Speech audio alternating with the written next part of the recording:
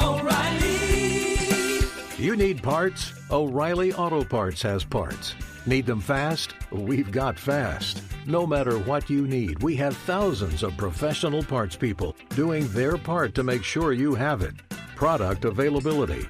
Just one part that makes O'Reilly stand apart. The professional parts people. O'Reilly Auto Parts. Outdoor adventure won't wait for engine problems. Things like hard starts, rough performance, and lost fuel economy are often caused by fuel gum and varnish buildup. Seafoam can help your engine run better and last longer. Simply pour a can in your gas tank. Hunters and anglers rely on Seafoam to keep their engines running the way it should the entire season. Pick up a can of Seafoam today at your local auto parts store or visit seafoamworks.com to learn more. There's nothing like snook hook sets at dawn or catching a tarpon in the moonlight. Find your next fishing trip made easy on fishingbooker.com and experience the magic of the Sunshine State or any other destination on your fishing bucket list. Book a blue water adventure in search of sailfish or go snapper fishing with the kids. With over 6,000 captains and trips to choose from, planning your next one just got a whole lot easier. Download the Fishing Booker app on the Google Play or App Store or visit them online at fishingbooker.com to book your trip today.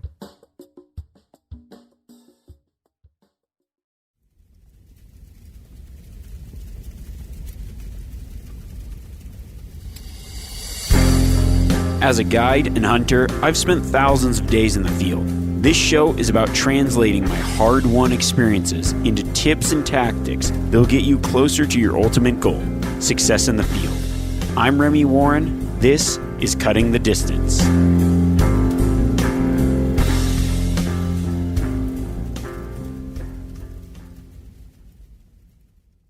Welcome back, friends. It is that time of the month. We are heading to the mailbag. I actually wish I had a real mailbag. That would be awesome. And then I can get I've got this awesome made out of an elk shin bone letter opener. This friend of my grandpa's made it. He was a native guy and he crafted the handle out of a deer antler and then he honed like the shin bone down. It looks really awesome. I got to find that thing. Maybe I'm just going to, from now on, do all my podcast mail like snail mail. That would be way more my style instead of trying to dig through and screenshot all these messages on here. But, this podcast is almost working itself out of a job because I always ask for questions. And what I've been getting is success story, which is the exact purpose of me sitting down weekly and recording these podcasts anyways. So that's awesome. I'm pretty stoked on that. I mean, I still got quite a few questions here, but we're going to go through some questions. I think first, let's shake it up and just share. Let's go to our, trophy board of just some of the stuff that I've received from guys that have been successful. First one comes from Chris Way. He says, Remy, listen to your podcast and watched you on solo all the time. I'm an adult onset hunter and started hunting at 38. And today I got my first public land deer in California, an over-the-counter, low-success Southern California zone. And one of your tips was a huge help. Look for where other hunters aren't going. We got a small 3x4 this morning and just wanted to say thank you for the advice. Really love all that you do to help new hunters learn. Congrats, Chris. I know that Southern California hunting can be some of the toughest hunting. A lot of our listeners are in that same boat, new guys that live in that area. I get a lot of messages from that region. Hopefully, one of these days, I do actually hunt California quite often, and I'll make a SoCal trip here soon just to make some videos or something. It'd be kind of fun. I like to try to go to places where a lot of people hunt, but I know that it's a difficult hunt. It's low success, so to pull one out of there 3x4, congrats, man. That's a great accomplishment, and I'm glad that we could help you in any way. Next little story comes from Jason Vincent. It says, Remy, can't thank you enough for your podcast. I listened to every episode at least twice this summer. I listened to you every day while I ran and trained for my Wyoming mule deer. Because of your tips and tricks, I was able to harvest a mature doe antelope and a nice 8-point whitetail deer last week. Plus, I was able to glass up bucks for my buddies too. Can't thank you enough for your podcast. Please keep up the awesomeness. Good luck on the rest of your hunts. Thanks, man, and congrats. It's always awesome when people are stepping out of their wheelhouse, trying something new, preparing, and listening to some of these, like trying to glean as many tips as possible. Because when you get out there, things change. But if you've got that knowledge base, you're just going to be a lot better off and put yourself in that success category. I'll just read a couple more because I just think these are so fun to go through.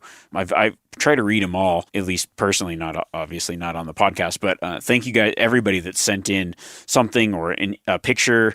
It's always awesome to see some of these success photos. I really like it. Hayden Fit wrote in. He says, use the elk party call to call this bull into bow range in no more than 5 minutes. This looks like a nice bull too. He says, love your podcast, but you do use a transition sound that always makes me think my truck is scraping against something. Any chance you could change that sound so I don't have a mini heart attack every time I listen to the podcast? I think what he's talking about is this whoosh sound. Absolutely not. I'm keeping that in there to keep everybody on their toes, make sure nobody's falling asleep at the wheel. It's my form of public service and safety to you. I'm probably actually, Phil, add in some more truck scrape sounds. We're just going to make sure everybody's paying attention to the road while daydreaming about elk. Me, if you were to see me driving down the road between actually any time of the year, I pretty much don't look at the road. I'm always looking for animals as I'm driving around, gawking at the sights and the scenery. So a little something to get the attention back on the road never hurts. We got another one here from Canada, from Gerard. He says, hey, Remy, just wanted to share some of my success with you. I stalked in on this Alberta antelope using your advice on how far they can see and choosing a route to intercept. And then for fun, he also got a badger, and it's nice antelope buck. Congrats, man. It's just great to see this kind of stuff come in. Now, the last one here, Travis Tomlinson says, use some of your tips and strategies to get this bull to respond to a cow call, and proceeded to bugle him in. He was able to hold his attention at 20 yards until he turned to present the shot. I gave one more mew as he turned, and while I drew back, he turned his head. I let it fly. Double lung, second-year archery, and third-year total of hunting. Thanks for the work you do and the info you share. Travis from Colorado. And that's good work, man. Awesome bull. Like, just to get a bull elk with a bow is a pretty good feat. And on your third year of hunting, second year of archery, congrats, man. I'm glad that some of these tactics have helped some people out. So let's help some more people out, hopefully help you out, and jump into our Q&A portion of the Q&A. Okay. There's just kind of a mixed bag of questions here. So I'm just going to start picking some of the ones that I'm just going to randomize it. I got like a little list. The way I actually do it is I just kind of screenshot them and then cruise through my album here and answer these questions. So in no particular order. The first question comes from Zach Messer. He says, hey, Remy, I have a problem with the inside of my boots getting wet after a few days of hiking during elk season. I imagine it's from sweat and maybe some snow melting on the outside of the boots. How do you keep the inside of your boots dry on a backcountry hunt? My feet start freezing when I sit down to glass, wearing wool socks too. Thanks. Yeah, that's a great question. I mean, keeping your feet dry, keeping your feet warm, it can always be a constant battle. There's a couple things I'm going to suggest here. So it just depends on the type of boots. I always go with a boot that's got Gore-Tex for like later season type stuff. Early season, I mean, maybe I don't necessarily care so much about if it's going to be hot weather or whatever, but as the season starts getting a little longer, I might start running into snow or other things. I go with a Gore-Tex boot. Now, what I do to all my boots, and this is something, whether it's recommended by manufacturer or not, I use Snow Seal or like some form of boot wax. And before and after every trip, I wax my boots up. I like, especially if I've got like a leather boot, I'll use some form of Snow Seal. It's like comes in a jar. What you do, I use a hair dryer most of the time, or just put my boots on the boot dryer or near the fire, warm my boots up, and then just wax them down. I find that works really well. I know some people think that it messes with the Gore-Tex or whatever. If you got full leather boots, I suggest it. Like it keeps the water from getting in. Now on the flip side, the whole sweat, your feet get hot and sweat. Some people, I'm not that type of person. My feet are kind of always cold, so I could wear insulated boots pretty much year round. I think 90% of people that I know, though, are the exact opposite. Most people want uninsulated boots. So you kind of want to try to decide, okay, the season that you're most hunting, should you go kind of uninsulated or more insulated? When you stop, your feet get cold. That happens to me a lot. I walk a lot, and that's just part of it, man. When I'm sitting there and I get cold, I'm going to start walking, but I do a pretty good job of keeping my feet dry. One thing I will do too in the backcountry, if I've got an extra change of socks, awesome. I will wear my socks in my sleeping bag. I'll let my feet air out and then for a little while, and then maybe I'll keep my socks in my sleeping bag, and then I might just slip them on. I wake up a lot in the middle of the night anyway. Slip them on, because sometimes your body heat will actually start drawing that moisture out, but you don't want to leave them on all the time and get some kind of weird fungus growing. But just kind of keeping your socks dry, boots dry. And then the last bit of advice is some trips your feet are just going to be wet, and I just go in. I mean, I've been on many trips where I go, it's almost just the first stream I come across, I'm just going to stand in and soak these things, because it's I'm going to be uncomfortable the whole time, and that's just how it's going to be. That sucks, but there are a few things you can do to really help out, and I think that the boot, what I call boot wax. I mean, maybe I've used actual wax. I've heard recently that you shouldn't use wax because it messes with the Gore-Tex, this, that, and the other thing. But I don't know, man. I've used something like that for years, and it's awesome. I just started using. There was another one I used. It's more Gore-Tex compatible. I wish I remembered the product. I think I got it at a sporting goods store, or maybe a Mountain REI kind of thing. They also have other gear coatings, so I don't know. Look into that. We got another gear question here. This one comes from Luke. He says, "Hey, Remy, can you talk about GPS units for backcountry hunts on the podcast? What features to look for, how to use them, etc.? I've never had one and always used my phone or paper maps before that. There seems to be a lot of choices, and I don't know where to start. Thanks. You're the best hunter alive, and it's a privilege to hear your stories, tips on the podcast." Thanks, man. I appreciate that.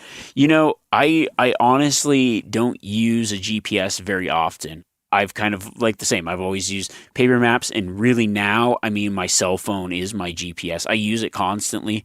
I use the onX maps. I work with them. I've partnered with them, mostly because it's something that's just super easy for hunting.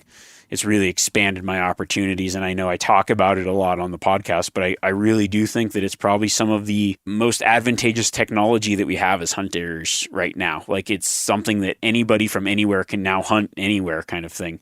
I love it and hate it simultaneously, because it's almost like giving away too many secrets that took a lot of skills and things to build, but is right on your phone. The real key to using it properly is downloading offline maps.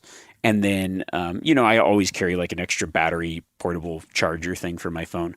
I put it in airplane mode, and, I use it sporadically, whatever. But you have to have those maps downloaded ahead of time.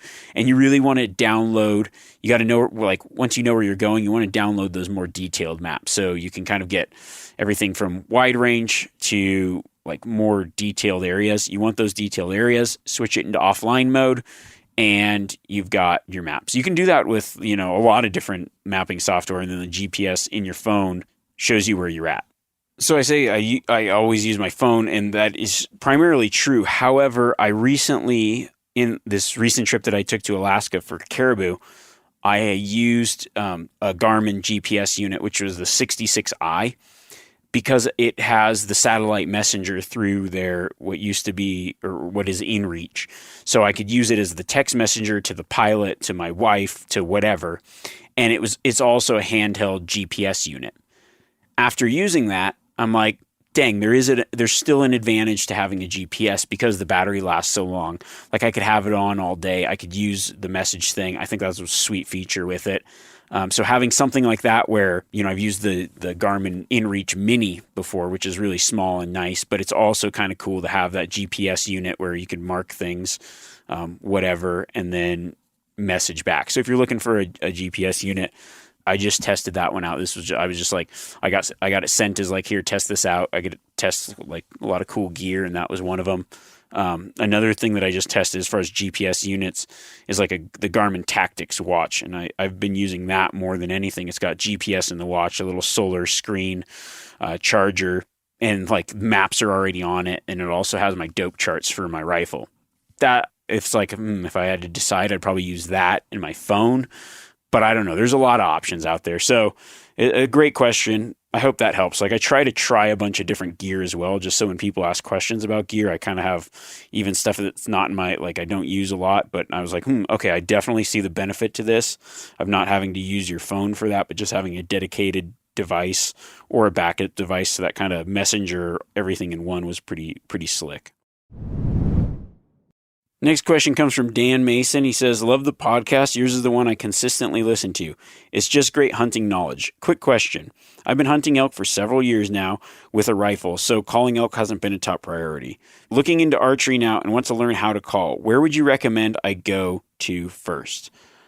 That's a great question. YouTube, honestly. I recommend a few things. There's a lot of good YouTube videos on there. I should make a few more like how to call videos, but I understand the tactics, but I don't understand, like, I just have used these calls for long enough that it's hard to like teach someone how to do it, to be honest. Once you start to get the sounds, it's better to just listen to elk. So find some videos of elk sounds. That's what I always did. That's how I started elk calling.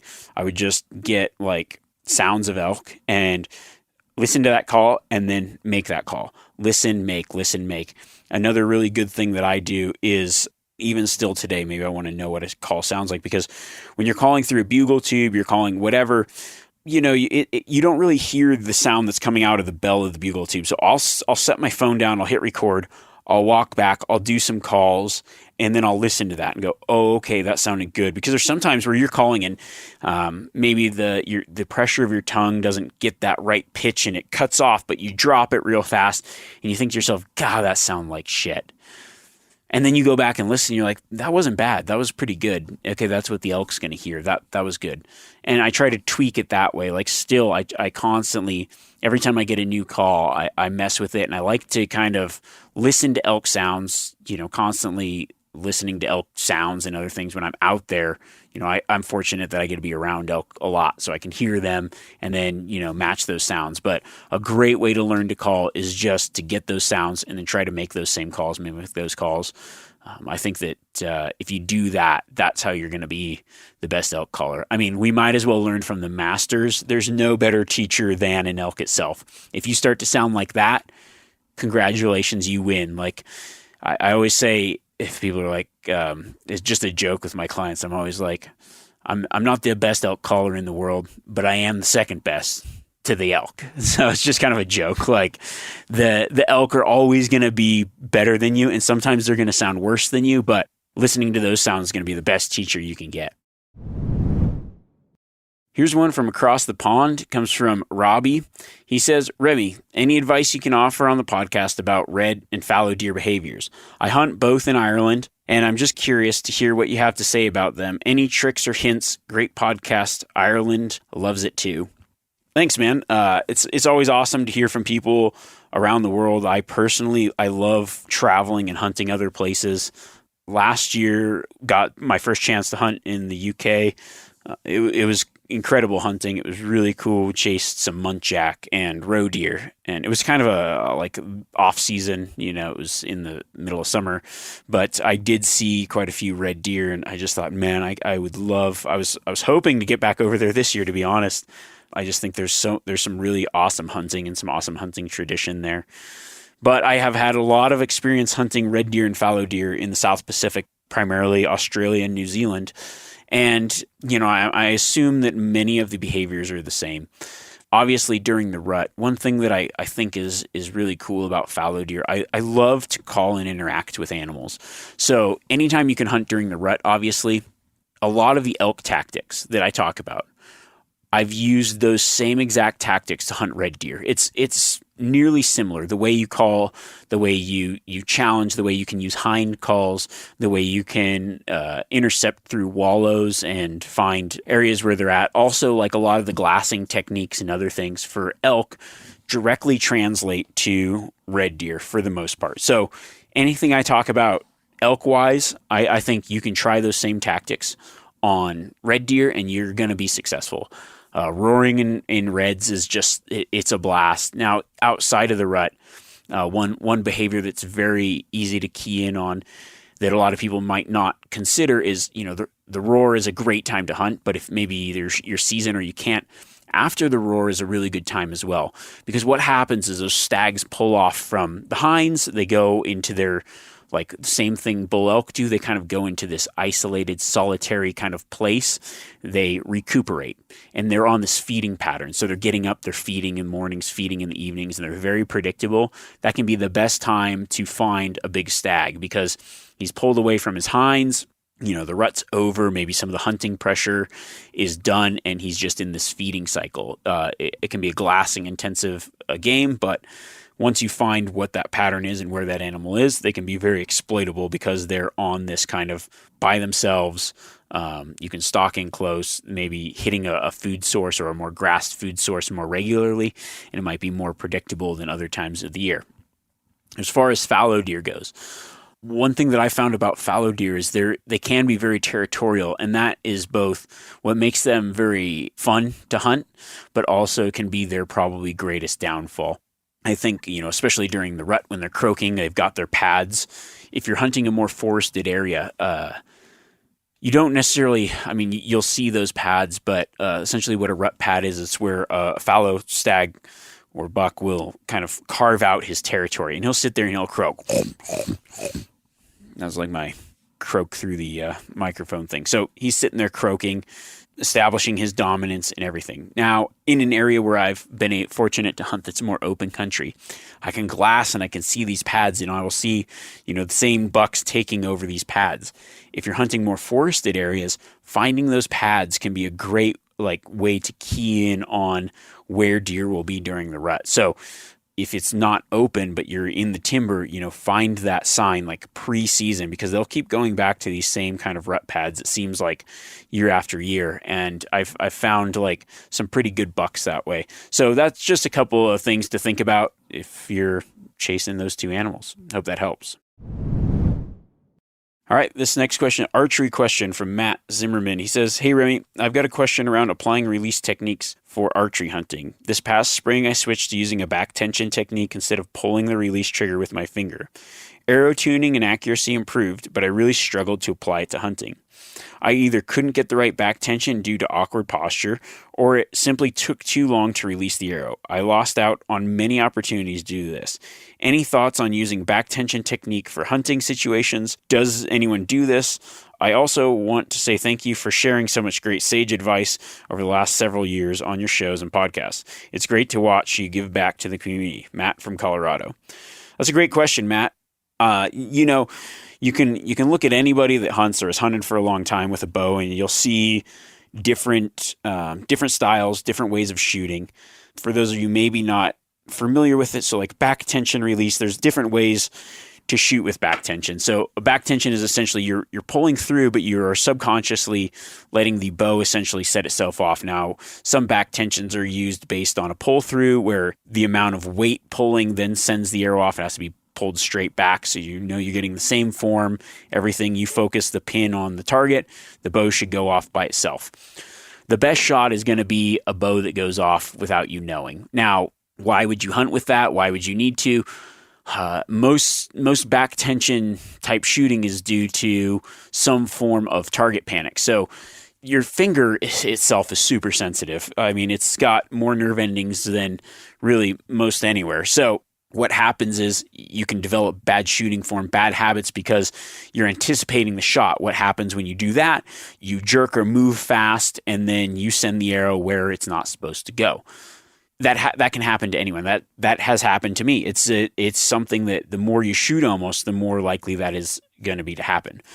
There are options though, like you can shoot a wrist release using a back tension method where you aren't necessarily hitting the trigger, punching the trigger, but you're just pulling through and letting it go off itself. Or there's like thumb style back tension releases.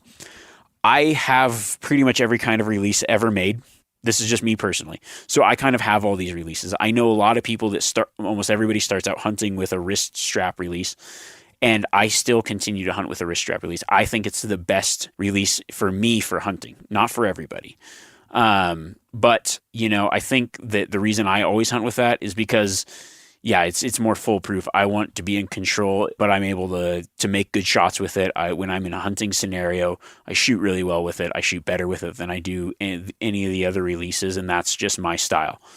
If you're having trouble with a wrist release, then I think you should probably commit to a back tension style release. But I would go with more of the thumb release route, use like a pure back tension for practice and then a thumb style back tension release for hunting purposes. If you needed to make it go off, you can make it go off. Not that you should practice that, but I think that a little bit more practice with it will kind of help, or just stick with the wrist release if you're shooting it fine. I don't see why I would switch from the trigger if you're as long as you're shooting it well.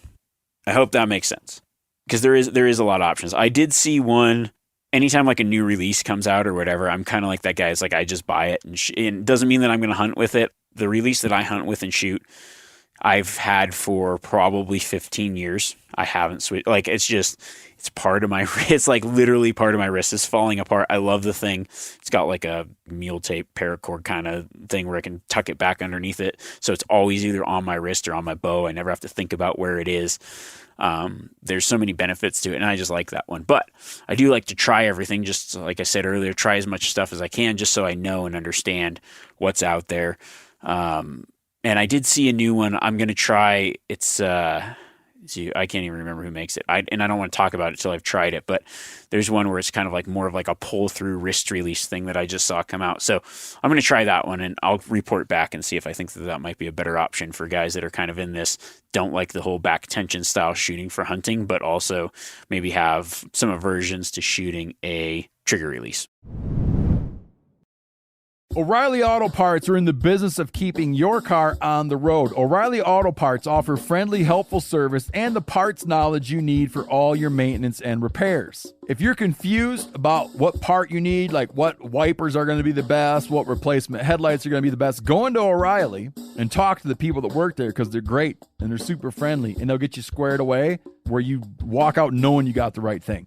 They've got thousands of parts and accessories in stock, either in-store or online, so you never have to worry if you're in a jam. Do you need your windshield wipers replaced? You need a brake light fixed? You need some quick service? They'll help you find the right part or point you to the nearest local repair shop for help. The professional parts people at O'Reilly Auto Parts are your one-stop shop for all things auto do-it-yourself, and you can find what you need in-store or online. Stop by O'Reilly Auto Parts today or visit us at O'ReillyAuto.com/MeatEater. That's O'ReillyAuto.com/MeatEater. We've all seen plenty of gadgets and fads come and go, but here's one product that stood the test of time: Seafoam Motor Treatment. Lots of hunters and anglers know that Seafoam helps engines run better and last longer.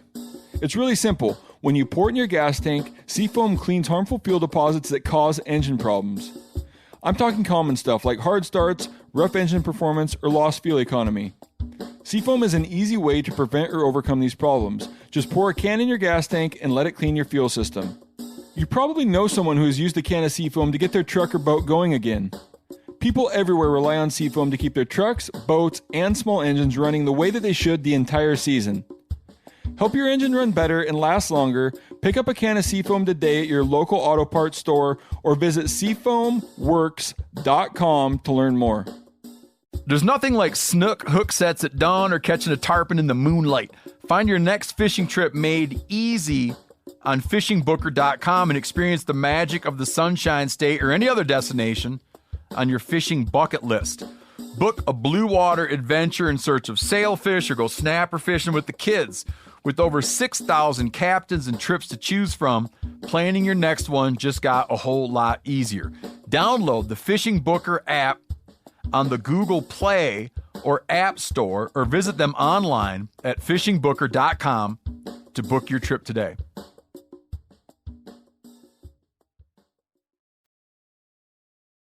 This question comes from Kyle. He says, Remy, thanks for all the content and podcast. What's the best way to hunt mule deer and over-the-counter elk in Colorado at the same time? Any specific tactics? Yes. I actually wrote an article about this in Western Hunter magazine years ago. But when most of my guiding career has been in general areas like that, where you've got an elk and a deer tag, and you're trying to fill both. Here is my suggestion. I've always said this, I say put first things first. If you are trying to go for everything at once, you're going to be so distracted that you probably will go home with nothing. So what you need to do is you need to arrive with the anticipation of what is it you want to hunt. I know last year I was like, I had a deer tag, I had an elk tag. I really wanted to get a deer with my bow, but I was also having fun chasing elk, and I was just ping-ponging around between these two things. You're better to hunt the best spot for one thing than a spot that's marginal for both.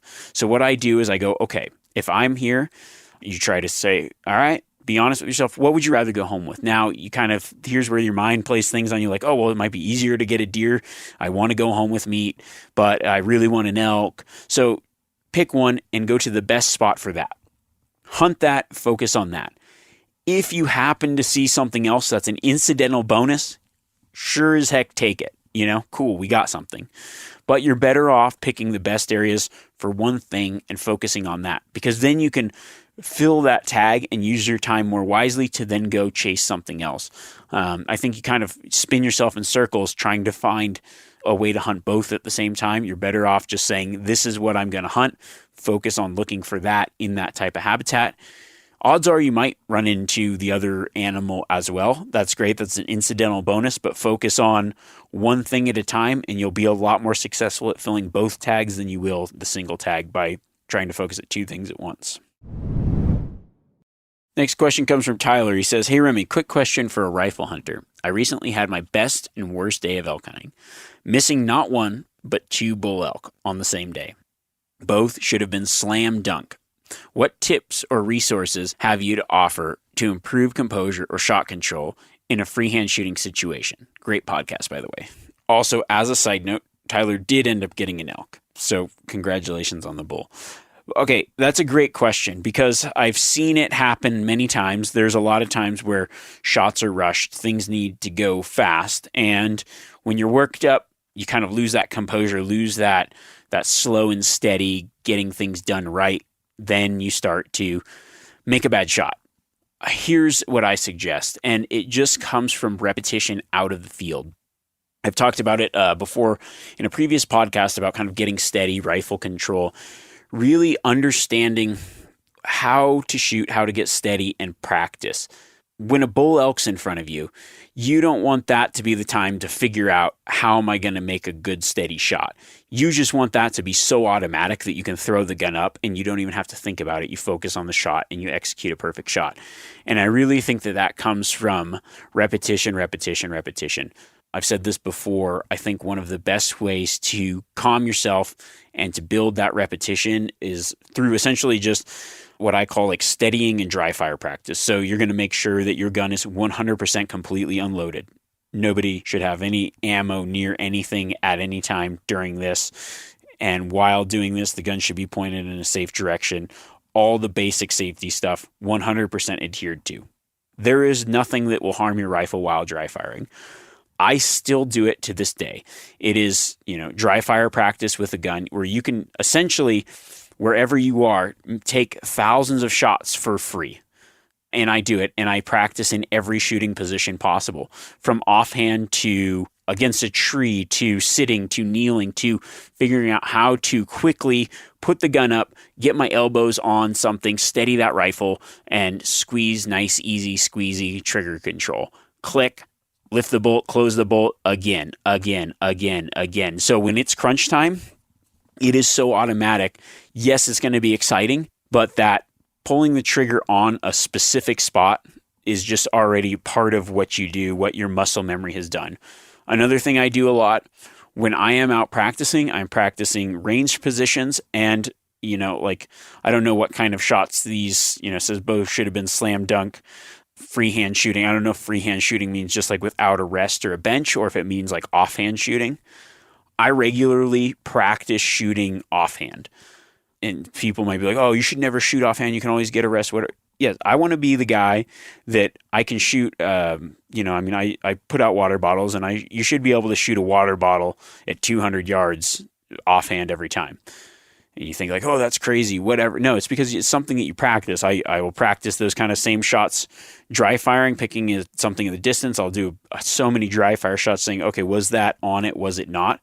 But what that does is it allows you to understand your trigger control, the movement of the rifle. And when I go to take a shot, when I'm sitting on my pack, when I'm using shooting sticks, when I'm doing whatever, I have that same trigger control, that same muscle memory to make a good shot every time, no matter the scenario. So it just comes down to a lot of time behind the gun. I think so many people take for granted the fact that, a rifle could be, you just put the crosshairs on it and shoot. They shoot it once the day before they're hunting, and then they hunt, and then they put it away. I'm not saying that you did this, but I'm saying that practicing those scenarios over and over. I do it with my bow. Like, you archery guys get to shoot in their backyard all the time. Going to a range is expensive, so that dry fire practice, that getting steady practice is just making that muscle memory. So when that opportunity presents itself, you're fast, you're smooth, your brain isn't thinking and freaking, it's just doing, and you're going to be a lot more successful. Okay, Daryl has a question. He says, what tips do you have for spot and stock hunting whitetails and mule deer in extremely cold climates? That is a great question, because I just looked at the forecasts, and this weekend looks like it's going to be negative 17 degrees in October. So, some cold hunting is going to be happening for some people. Here's a couple really good tips that I've learned over the years. You need to be warm. You need to be comfortable. I now pack on those cold days like puffer pants and a puffer jacket that like really warm. It's a little extra weight, but I'm throwing it over because it's going to keep me warm. Hand warmers are a must because you're holding cold optics all day. You need to be able to glass comfortably. I'll put that face mask on, and just being that like bundled up when I'm stopped. And then when I'm moving, I shed those layers so I don't overheat. And when I'm stopped, I bundle back up. I think hand warmers, boot warmers, like the kind that use air and like hot hands do that. Those are just worth their weight in gold. I mean, they can make or break a hunt, because you want to be comfortable, but you also need to be able to glass and crawl slow sometimes, and just like be able to withstand those elements without getting frostbite and freezing or being too uncomfortable. Another thing that I've used for years is just like a glassing pad. I can't even remember, some old timer just showed me this trick back when I was like 18 years old. He's like, no, you got this like little Thermarest pad, air pad, blew it up, sit on it. I use one of two kinds. I've got like something like that. I don't even know where I got it. Just like blow up little pad to sit and glass on. And then I keep my pack on as a backrest. So I'm up off the snow, up off the ground, like insulated and warm. So I can sit there and glass, and I'm not already chilled or whatever. Outdoorsman makes a really great like glassing pad. It's just like super durable. That's probably the best for durability, rocks and everything. They kind of made them for Arizona hunters where you're sitting on rock and all that kind of stuff. So you can sit in glass for a while comfortably. Man, it is awesome to have in cold weather. So that's just like a kind of like a secret piece of kit that I probably haven't, I don't even know if I've mentioned that, but that's something that is always in my pack, especially when it's cold. Just to glass more comfortably and essentially be in those moments of you can't stalk if you can't spot. So you really have to make that spot comfortable, because I know when it's cold, it's easy to walk around and try to stay warm that way. And yeah, I do a lot of that, moving, sitting, glassing. But when I'm sitting glassing, I want to make the most out of it and make sure that I spot something. And then when it comes down to the stalk, like I said, big gloves are hard to wear when it comes time to like stalk or whatever. So I got a liner glove, and I'll throw that hand warmer in there as well, inside that liner glove. So if I need more dexterity for things like ranging, shooting, all that kind of stuff, my hands don't freeze and I'm staying warm, because you don't want to be chilled, shaking. I mean, I know with a bow, when I'm cold, man, my groups go to crap. Same with a rifle. Like if you're cold, you're shaking, you're already adding in a little bit of things that are going to mess you up. So just kind of staying comfortable and prepping for that. Okay, this question comes from Josh. Lots of gear stuff this week, and which is awesome. I mean, I could talk gear for days. I've tried a lot of stuff, and I don't mind sharing my opinion on it. He says, "Hey Remy, love the podcast and the show. Appreciate all that you do. I have a question about bow sights. I'm in the market for a new sight for next year. Yep, looking way ahead. I currently have a 5-pin, but was looking at a single pin. Just curious your thoughts on the single pin options. Appreciate your time." I never thought in a million years I would be a single pin guy. I mean, I remember when I used to shoot the 7 deadly pins. I was like 7-pin guy. I loved more pins the merrier. And I also think that that's still a great option because there are pros and cons to both. And I personally found, I think I switched to single pin, I don't know, maybe 3 years ago, maybe longer. And it was just like, wow, this is awesome because I had a better sight picture and I was just more accurate with it, or became more accurate with it. I really enjoyed being able to just fine tune it. The plus side to a single pin is the fact that there's less going on. It's easier to focus. You can kind of just pick that spot and make that shot. You don't necessarily have to pin gap shoot or whatever. The downside is you don't have those other pins to show you, hey, something is in the way above it. So like you draw back the animals at 40 and your 20 yards pin settled on a branch at 20 yards, you're going to smack that branch. So I like the multi-pins for that. My setup right now, I've got like a Spot Hog Fast Eddy. I've got the XL, but I think just the regular Fast Eddy is just as good at, whether it's got a rail or not. Mine, I have 2 pins and they've got a pointer on them. So it's a single pin with 2 markers. I like that. The reason I like that is because I can set my pin when I'm walking around. I set my top, like my single pin at like 35 yards. I think that puts my other one at 45, and I know how to shoot low and high. So essentially without moving my pin, I can make a lethal shot out to 55, 60 without adjusting anything if I had to. But I generally always adjust if I can. One thing I did like about the single pin is I think one thing that I've noticed, I don't know. I shoot my trad bows every day. I probably shoot my trad bows more than I shoot my compound bow, to be honest, because, it's like once you know how to shoot, you can kind of always shoot. One thing that I kind of think about that doesn't necessarily get talked, I don't feel like it kind of gets lost in today's, like, so much gizmos, gadgets, everything. Like, I think even people with a single pin kind of forget this. Like, you should know how to shoot your bow and just feel, like, understand that trajectory where you know it enough that it becomes subconscious. So when that single pin is like on something, maybe it's not correctly right. Like maybe you draw back and the animal moves 10 steps. You should understand the flight path of that arrow before you get out in the field and have to take a shot. So you don't necessarily always have to adjust it, but you can make those adjustments on the fly, just knowing your trajectory and how it's set up. And I think that that's one thing that probably doesn't get practiced enough. So that's one thing with a single pin where you kind of start to build out that trajectory almost a little bit better than with those multi-pins, and kind of shoot almost like, it sounds weird, but to shoot a little more instinctively with your compound bow. So I think that that's a good selling point on it as well. But there's so many good sights out there. I haven't tried them all. I just kind of like got one that I like, and I don't really like changing stuff on my bow. So I'm sure like maybe I should probably start trying a couple other sights and things out there. So that's the only single pin that I really have any experience with. So that's the one that I'm talking about. But honestly, it's worth a try. There are some downsides though. Like there's a lot to think about. You might miss some stuff setting the pin wrong, but just kind of one of those things, like you got to practice with it and get used to it. Here's a good question. This one comes from Chris Cameron. He says, "Hey Remy, love the podcast /show /Instagram stuff. I've listened to every podcast the day it came out from the first." That's what I'm talking about. Thanks, man. I appreciate that. It always let me know it's Thursday. And, Thursday is not a bad day. And so anyways, I added the Thursday is not a bad day. That's my own quip. Anyways, my question for the podcast is how to pack out an elk cape. I got my first bull this season, and the hardest trip out was with the cape. Partly my pack was not up to the task, partly couldn't figure out how to bundle up the cape. Is it pretty fragile with the fur? Thanks, keep doing what you're doing. And he says, can't wait for the book. Yeah, so, okay, I'm just going to go through some things that I notice, and then I'll tell you how the proper way to do things. One thing I have noticed a lot of people do, one thing you should figure out, and I don't know if this is you or not, I'm just talking in generalizations because I see it a lot. So many people like get an elk somewhere like back in the backcountry, and they want the cape, they're going to mount it. So they've got it caped, but it's not caped out off the face.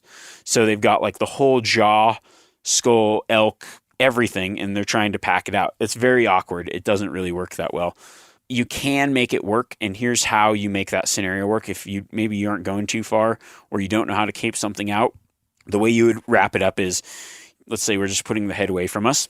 You're going to fold the hide in. So because you're cutting down the back, you're going to dorsal cut it up to the skull, whatever.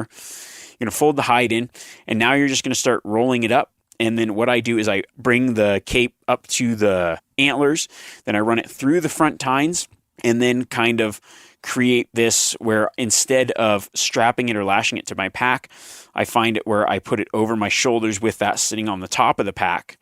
And then you can handhold it, and then I'll use some paracord to kind of tie that bundle up where it kind of sits naturally.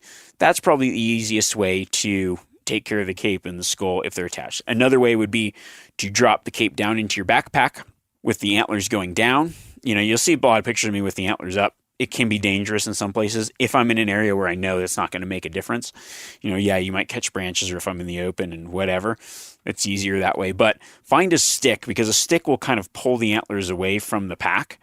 And, we do that when we're packing out on horses to keep the antlers from dropping down and hitting them in the sides or whatever. So that stick keeps the antlers out, and then, the pack's full of the cape. One thing I will suggest, everybody should figure out and learn how to cape out a deer and then just cut the bottom jaw off the skull. It is so easy. It takes 15 minutes extra. It saves you a lot of time. These are just things that I've noticed. I'm not necessarily saying it's from this question, but you need to know how to do that. I would say that's an essential of a skill as quartering out an animal. It's a skill that you need to understand how to do, and it's not hard to do. I always cape the skull out from it just depends, I guess. It depends. The best way to do it's probably from the lips first. You just run around the lips on the inside of the mouth, cut that out, start skinning up to the eye, go from the back of the head, cut away, go around the burrs, and then once you get to the eye, stick your finger in the eye socket and just start cutting around. Then you'll got the tear duct. You just make sure you kind of keep all the inner eyelid in there. You just stay close to the bone, and then you pull it off the face. You're done. You cut the bottom jaw off at the joints and pop the jaw off. Good to go. You save weight, make it easier to pack. Now I'm kind of getting back to this question. So I've got a Stone Glacier load cell bag, and I just keep that for capes because it's like real nice and tight and skinny. Or I've used like a Sea to Summit dry bags in the past. And what it is just like keeps it more structured. I will turn the face inside out, and I call it just like put it in like a python, like a snake in a bag. I don't try to roll it. I just put it in the bag like I would put a large boa constrictor into remember Jake the Snake at wrestling, where you like put the snake in a bag? That's how I treat the cape. They are not super fragile, but you have to treat the hide like you would meat. It can spoil, and then the hair will slip when it comes to tanning. I've seen it happen. Guys kind of, it's the cape. They kind of, scrunch it up, keep it in a garbage bag, whatever, and then it goes off, and then the hair starts to slip. Probably more times than not as well, what I'll do, like if you've got the cape and you've got the room, I always have an extra black trash bag in my pack. Maybe I'll just feed that thing right into my pack, and that's the way to go. Now, when you're freezing your cape or whatever, you can take it to the taxidermist. The best way to do it is you put it on something so it doesn't get all the sticks and everything on it. Fold it hair side in. Then you roll it up, and then I leave the face, inside out, so it's like the skin portion out on the top, fold it over itself, and then stuff that roll into the freezer or whatever until you can get it to a taxidermist, or you don't do any of that. You flesh it out, salt it. Hit on a lot of topics there. But I think that cape prep, like all these kind of like after the fact things, especially now, like you can't really travel across state lines with brain matter. So just understanding how to properly boil skulls and things is really knowledge you should have for traveling hunters. And there's easy ways to do it, and there's hard ways to do it. Even everything down to like clean skinning. So I'm going to be doing a bunch of how-to videos on all that stuff here coming up soon over the course of the fall, winter, spring. When I say these things, keep me honest. Just be like, hey, where are those videos you were talking about? Like say a bunch of stuff and then get too busy. But I really want to do some of those. I actually just did a skull boiling. I could call it boiling, but you don't really want to actually boil it. So I'm just using the term boiling as like you're putting the skull in hot water. Tutorial on my Instagram, and I was amazed at how many people really liked that information and didn't really know all the ways. And there's so many different ways to do it. So I think that actually is just going to bring me into next week's podcast. Let's talk skull prep, like let's call it a Euro mount, where it's boiling the skull, bleaching it out, cleaning it out, bleaching, but not using bleach. See all these terms, these old school terms. That's why it's so confusing for everyone. And then everybody, when I did that, was saying, oh, you should use this and that. And yeah, I use different products and different ways of doing it for different things that I want to get done. So I think a podcast is the great way, even though it's a very visual process. I think it's something that I'll be able to explain and kind of tell you some like tips and things that I do. I mean, there are a lot of ways to skin a cat. That term should just be there's a lot of ways to boil and bleach and Euro mount your elk, deer, whatever. Because I've done it 7,000 ways and had 7,000 good results. There's a lot of ways you can do it, but I kind of got a way that seems to work for me, so I stick to it. So I think let's cover that next week. And thank you guys so much for the questions. As always, constantly shoot me questions, because what I'm doing is I'm just going to be honest, and here's my system that's been working for me because I'm out hunting and everything. I'll go on Instagram if somebody's got a cool question that I like. I just screenshot it, put it in a file, and then I try to get back to a lot of those questions if I don't have time to answer it, because hopefully I'm out in the field, and it's like I'll be on the top of a mountain. I get like zzz, zzz in my pocket. I'm like, oh, I got service here. Scroll through, find 10 questions, screenshot, save it, whatever. But you can also email me at remy@themeateater.com. If you don't have social media or whatever, you prefer that email method, that's a great method as well. So Instagram at Remy Warren or there. Also, remember, if you guys subscribe to the podcast, I appreciate that. And, leave a comment or I don't rate it, whatever suits you. I won't tell you what to do, but if you would like to do that, that would be awesome. I appreciate it a lot. So thank you guys so much for everything you do. Hopefully this stuff is helpful, and keep sending me all that success pictures. That makes my day. Like, I'm just like, yes, okay. I'm glad somebody liked that topic and that helped in some way. So keep them coming, and catch you guys next week.